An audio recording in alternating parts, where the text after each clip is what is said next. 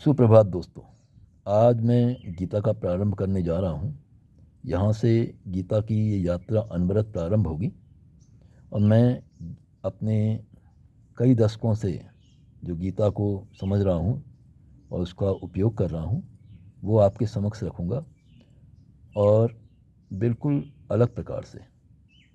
तो ज़्यादा भाव को आगे न बढ़ाते हुए मैं आपको गीता के ध्यान से जो पुस्तक में वर्णित है वहाँ से प्रारंभ करते हैं कि किसी भी गीता को शुरू करने से पहले गीता में ध्यान बहुत ज़रूरी है।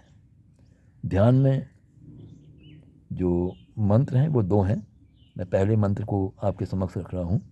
शांताकारं भुजगशयनम, यानी जो शांत आकार है।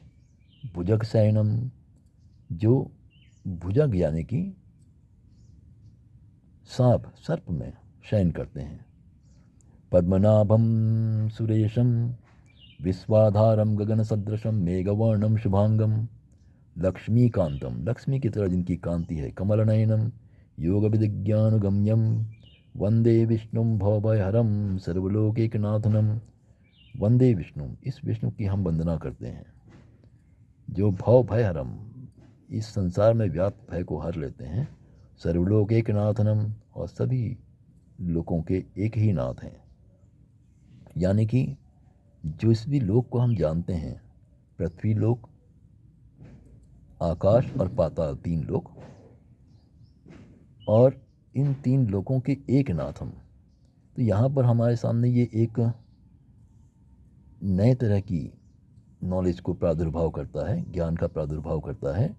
वो ज्ञान का प्रादुर्भाव ये है कि इस तीन लोक के एक ही नाथ हैं और वो है विष्णु भगवान। वंदे विष्णु भवभयहरम सर्वलोक एकनाथनम। इसके पश्चात जो दूसरा श्लोक इसमें आता है ध्यान में, यम ब्रह्मा वरुण रुद्र मरुतः, यानी जिस प्रकार से ब्रह्मा, वरुण, इंद्र, रुद्र, मरुतः स्तवंती, जो जिसकी स्तवंत करते हैं। दिव्य स्तवैर वेद है सांपद क्रमो निस्दैर गायंतीम यम सामगाह ध्यानावस्थित तद्गत्नेन मनसा पश्यन्ति यम योगिनो यस्यांतं न विदुः सुरासुरगणाय देवाय तस्मै नमो नमः।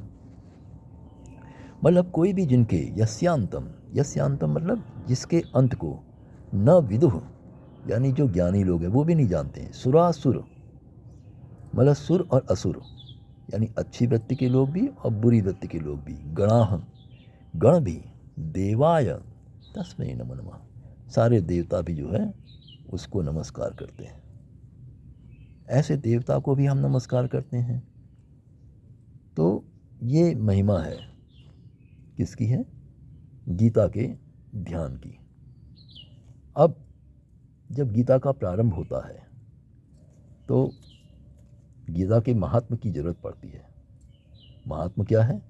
गीता शास्त्रमिदं पुण्यम यह पठेत प्रयतम पुमान विष्णु पदम वाप्नोति भयशोकादिवर्जितः।